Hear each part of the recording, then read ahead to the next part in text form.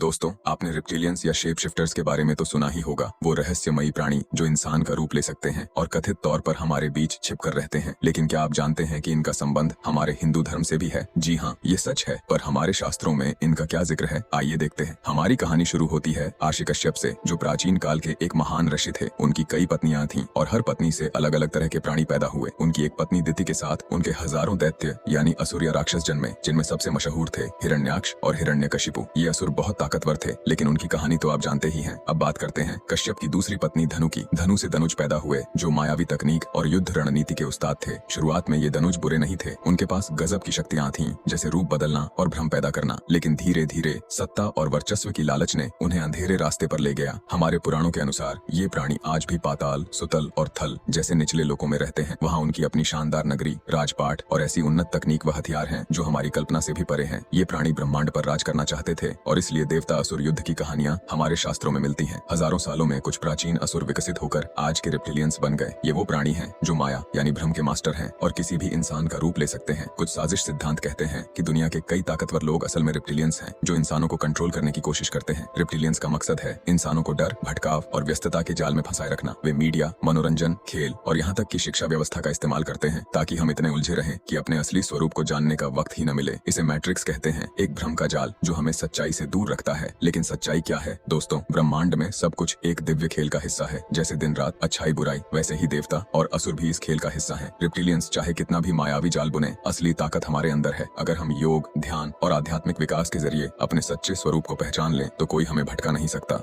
दोस्तों, कमेंट में जय श्री कृष्ण जरूर लिखें।